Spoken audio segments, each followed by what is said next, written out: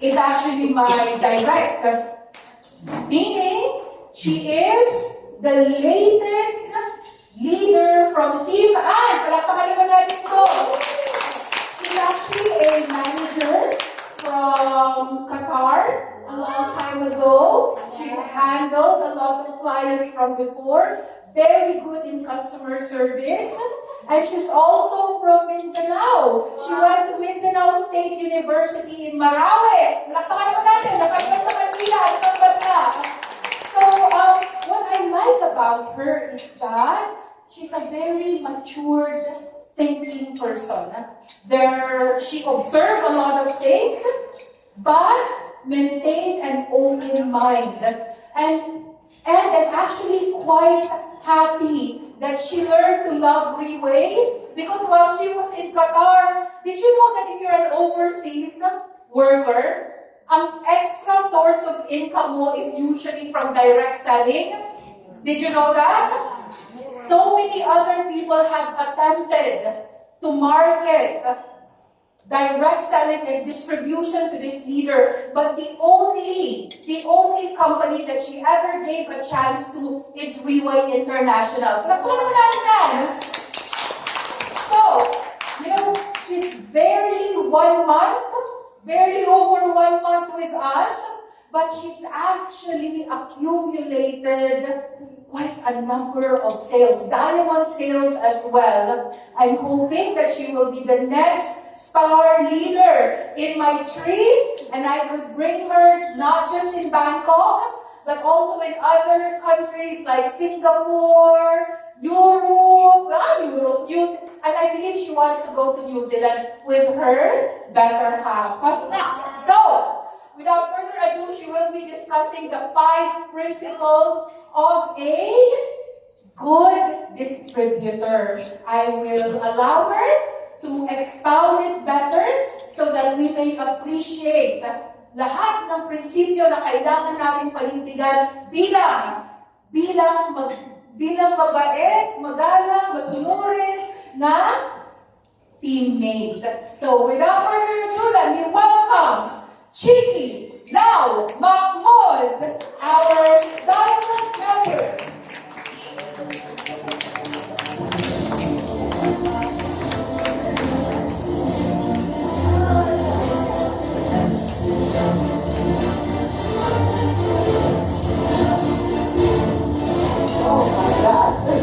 Good morning, everyone. Good morning. To be honest, I've been an OFW and I handle an hotel, but I never speak in a stage because I have this stage fright. But because though I was so very convincing, so I accept this task. And the most scary to me is my voice, because I have this speech difficulty of stuttering and slurring. So you might observe that the little on will be omitted, so please bear with me. I'm Chiki, by the way, as I was introduced by Lopan from Mindanao. I've been offered a lot of business because I resigned from, I've been 17 years in Qatar. And then I came home, no job. A lot of people, my friends, acquaintances, offering me all the different marketing, all kinds of business. But I know that. But only Riway convinced me. First thing I realized in Riway. In Riway, there's health and there's wealth. You're mine. Okay, I am tasked to discuss the 5 principles of being a distributor. I'll start with but I'm sorry. I would like to thank Doc Ann and Sir Eric for the opportunity, and of course I'm so nervous, but facing all this powerhouse couple and our lovely Pablo, Audrey, Montez, and the rest, all of you guys, really inspired and motivated me. Okay? So let's proceed. Number one, letter A. Do not pass negativity to your downwards or to your downlines. Okay. Negativity is the worst. The worst. Hello?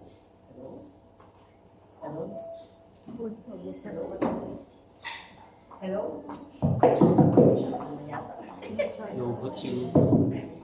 Hello? Negativity is the worst hindrance for succeed. Okay. And our downlines are looking us as their role model. So if there is an instance that we know some negativity, we don't have to tell them. We don't have to make malitis. We have to solve that problem within us. Find a way to solve the problem, and you can consult your upline. But to your downlines, you might be discouraged. So you don't have to tell them if there's some negative things that is happening. So you have to wait until the boss, if they are going to divulge that thing or whatsoever. So the thing is, the negative anything that we're going to discourage the downlines, we have to keep it. Because our role as an upline is to motivate, inspire them, and what's this? I'm sorry. Getting out of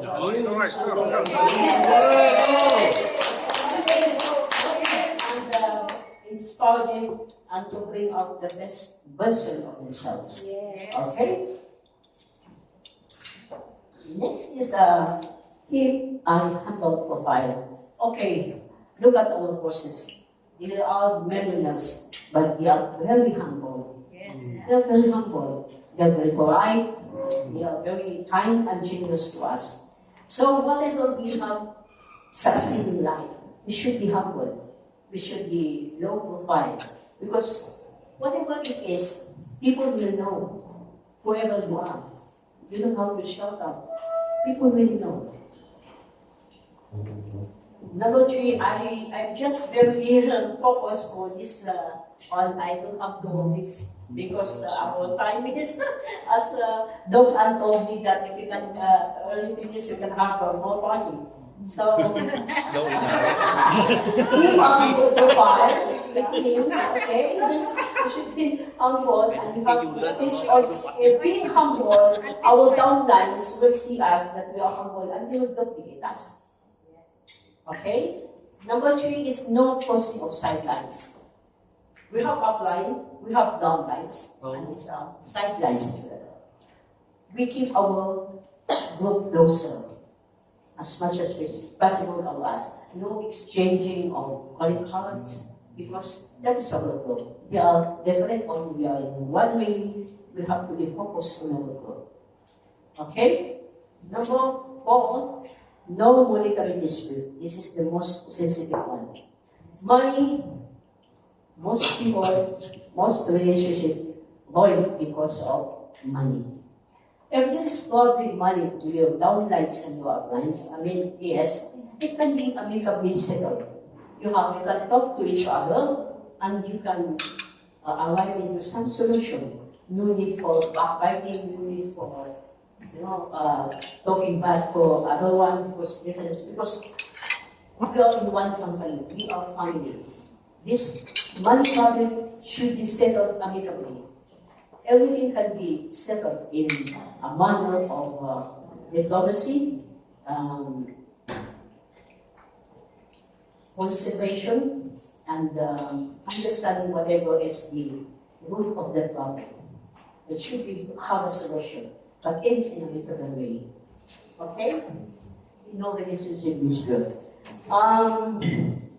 I have to tell you that some companies doesn't allow relationship, but in a way, this is a platform that's very open-minded. People, lovers, husband and wife can work together. This is a very good company. Everybody can work together. You can be with your girlfriend, your boyfriend, you can work together. Some company doesn't allow this, but only when we allow this. Okay? For this and the relationship, I have to elaborate a little thing. We have to check on our emotion because it's very important. If there's a dispute or relationship, that can be settled in a home because if you have a personal goal, your heart aligns with that personal goal, and professionally, your hearts align also with the will. So, should be emotion should not be included in the workplace. I mean, it should be given that way, whatever is the problem. Okay? What else? Goodbye. I want to tell you this, just one thing. Before we thank you for listening to me, and you know, I'm well, I have a lot of things to know and learn with. But I want to tell you this. As our uplines, our wonderful bosses telling us that in the way, you don't need to be educated. Yes. You don't need to be a diploma holder. I will tell you something. Anyway, if you don't have education, you come to the way. It is a university. Good for everyone. If you don't have education, if you don't have money, you come and study and you'll be successful. That's one thing. That's a university. Thank you. It's very good. Thank you so much.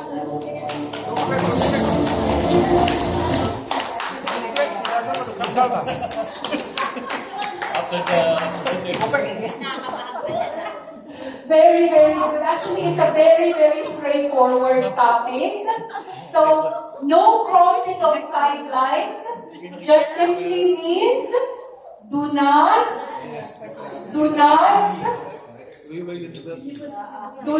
register your sales in a different leg. Why? Why, ma'am? Because the person in your team will lose sales. They will lose pairing income for years to come. Naintindihan? And so you deprive them of a lifetime of savings, their retirement, income for the next generation. It's just one decision that will make an impact for the many years to come to those who were victimized. Kaya no crossing of sideline. And never, never, never fight about money, okay? Money always come back. You can question why. You can analyze what happened. You can explain your side, but never, never cause it to be the reason why there's falling apart. Huh? Okay. So, thank you so much, Chiki, for that. Let's go to our next sharer. Okay. So our next sharer will be talking about the 6 principles. Kasi when you register as a distributor, is it clear to you what needs to be done? Imagine, bagong kliyente ka. Kaka-register lang sa'yo. You got your product over the counter. You were asked to take it before and after. You were asked to quantify your laboratory. But what happens after that? Is it clear? Do you think it's clear to your client? Not so clear. Not so clear. It's not so clear because, of course, they want to get back their capital. They capitalized $170,000 to open an international franchise. They want returns of investment, although they're not very transparent or vocal or aggressive about it. But in the back of their mind, they want to make money from the puhunan. Following? So, as a responsible upline, as somebody who trusted you, what should you do? How will you educate them? What's the next step after that? para lumago naman yung business. So the 6 steps will be discussed by none other than Doc Gemma Abad, our Diamond Principal.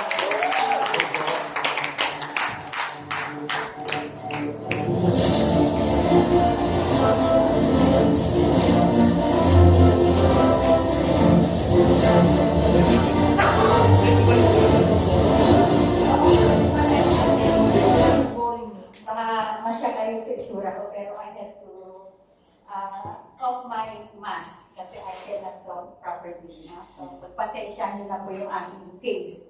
It's a part of processing and part of improving our self.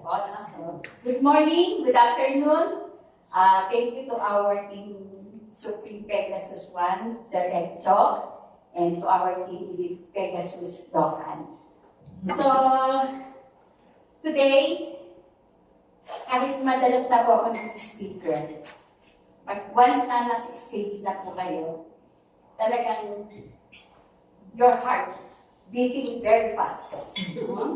Di ba? Yes. Sabi ni Chiki, nakasama ko na siya sa international travel. So, we got a long way together with Fatima.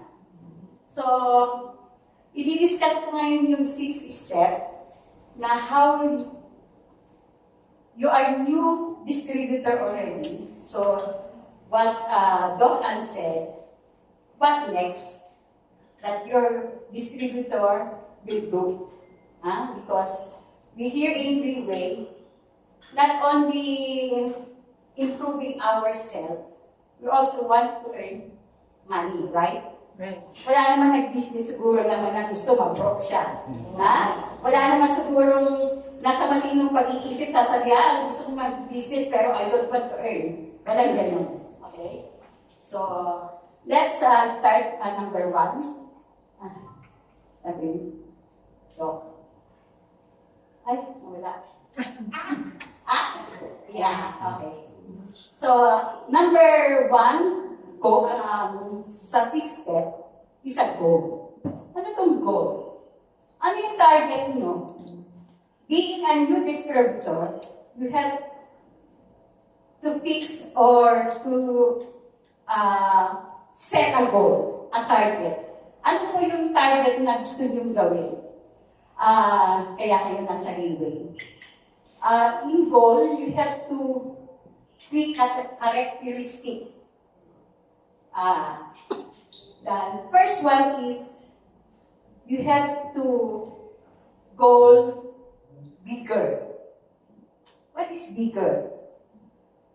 In Relay, all our dreams here can fulfill. So that's why we need to goal bigger. Don't dream small things. Nagdi-dream na nga tayo, libre naman yun eh. So dream bigger. That's our goal. Ano yung target nyo? Me, ano ko lang po yung story ko sa inyo. Nag-start ako sa Relay. Kaya ako ginawa ni Relay because I have a goal. I have a target. Because in past 5 years, we almost lost a lot of money because of my 2 parents died. Before they died, they confined in the hospital. So we have so many utang. So our ancestral house must be sold to pay the utang. And then my upline, I'm very, very thankful for after 5 years, nagkita uli kami. Our team Elite Bago, Arvin Soriano, and we give a round of applause because of her. After 5 years, siya rin po ang aking sponsor talaga. Hindi po ako nakidnap ng ibang leader. So, talagang very thankful ako sa kanya. So, sabi niya, ate, gawin mo atong Relay. Yung target mo, yung goal mo, masasakatuparan. Tagalog na Tagalog po, no? Sasakatuparan. So, because of that, I joined Relay.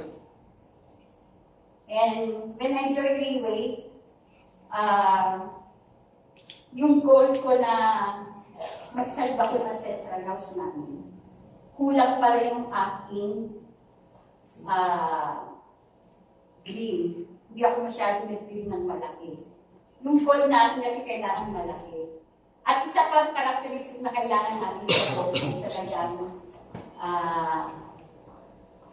exactly, precisely, kung ano yung gusto mong gawin sa buhay mo. Gusto mong, yung target natin. Kasi may target tayo na, I want to buy a car. What kind of car you going to buy? So,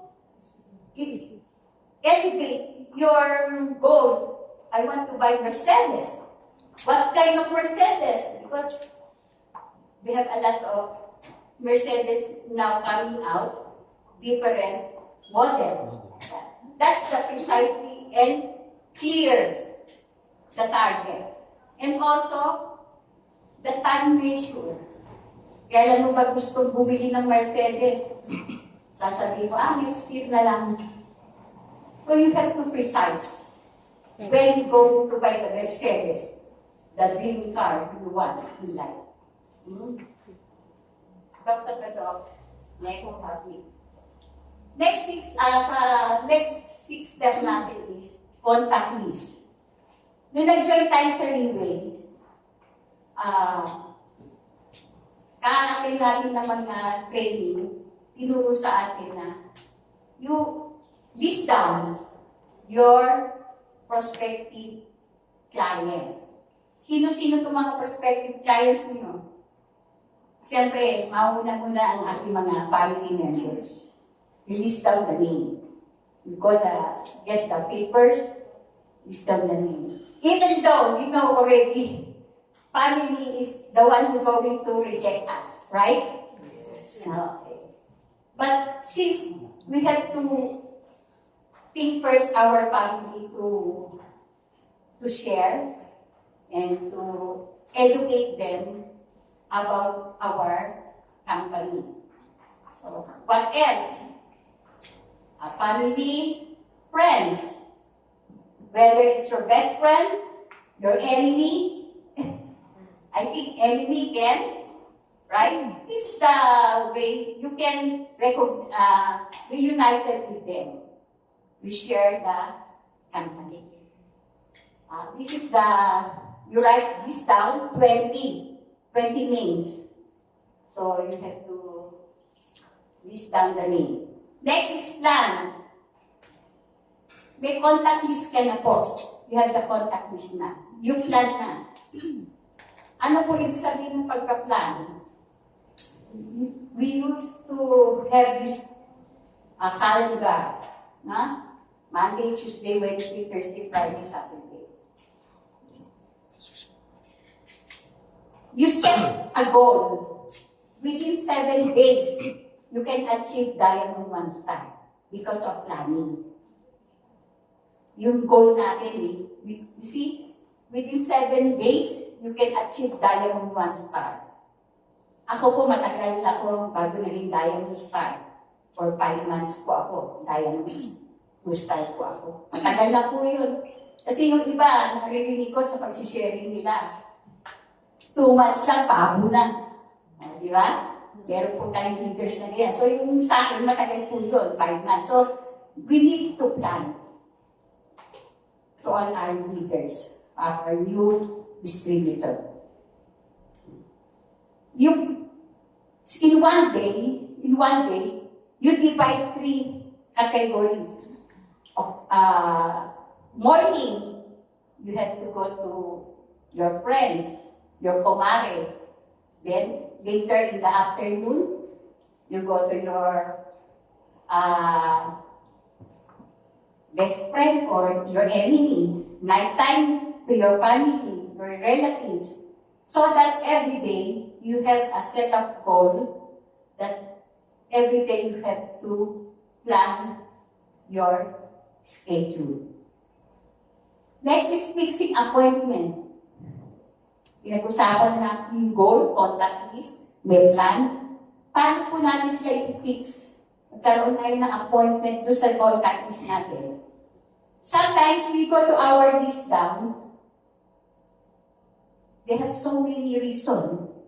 Did you achieve that? Did you experience? Yes. Ha? Diba? Pero sabi nga laban lang. Pagka sa bawa si Aida. Aida pangalan ng best friend nyo. You have to invite to set appointment. In fixing appointment, you don't have to share already the product. You don't have to say, I have a product to discuss to you and I want to invite you. No, you don't do that.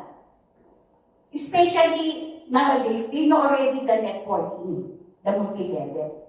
If you go in fixing appointment, you don't have to do that to introduce the product. Because they will going to reject you. Mind you, nangyari po sa akin yan. Ito yung mga, hindi natin, dapat nating avoid. No?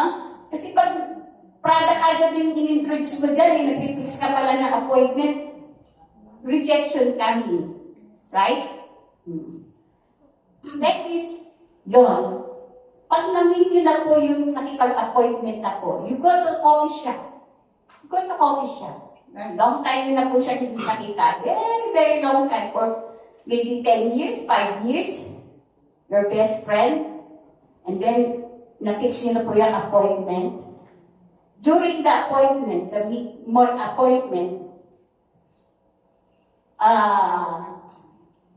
discuss to her, what happened to you, what your accomplished in life, how many, you start asking about her, and then, and also this one, kailangan, pag nag-discuss na tayo sa ating prospect, you always put them that they are important.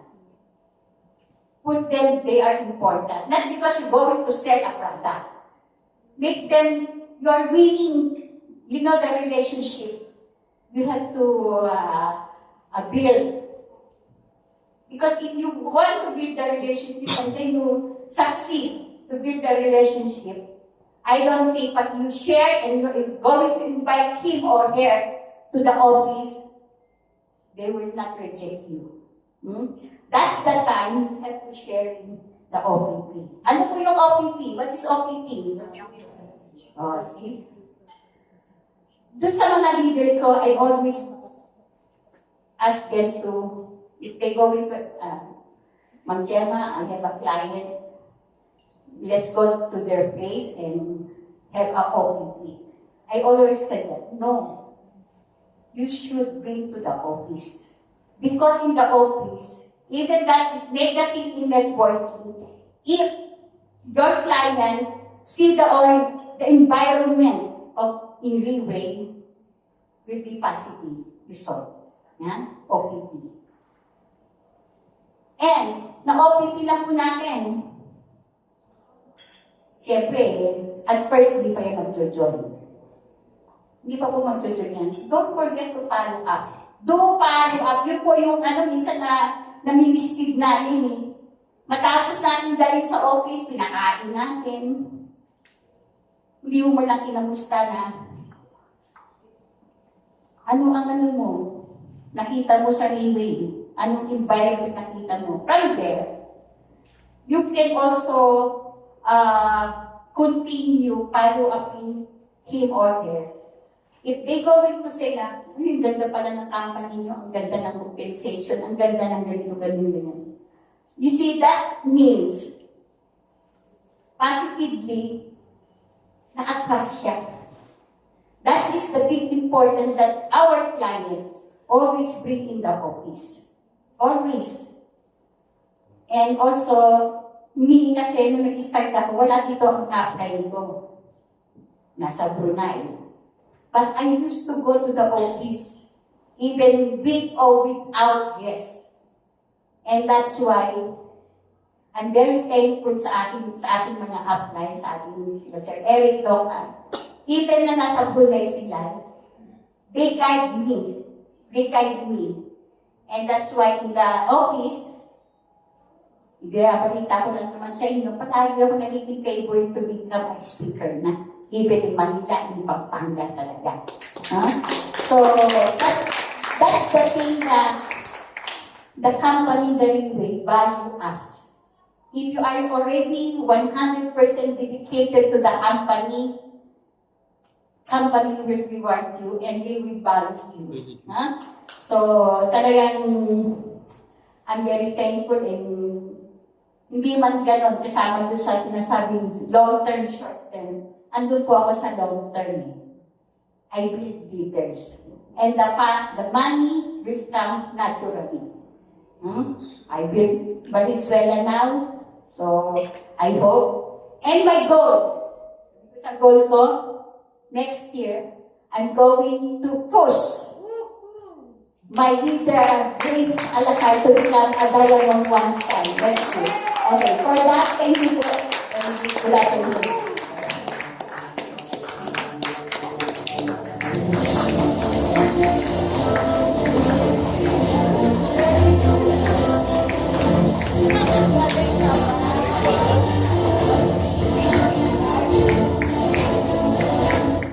You know, while I was sitting down there, do you know that you can tell whether a leader is duplicating Relay 100% or not based on the content of her speech? Do you know? You can tell. You can tell that Doc Gemma has been attending sharing over sharing, trainings overseas, because the content of her sharing is on point. It's really duplicated. Like, she almost shared it like how a business development officer would share it. I was on standby actually. If she could identify the shading in a single day. And she has. She knows that each day has to be divided into 3, and your schedules prioritize based on family, colleague, friends, and prospect.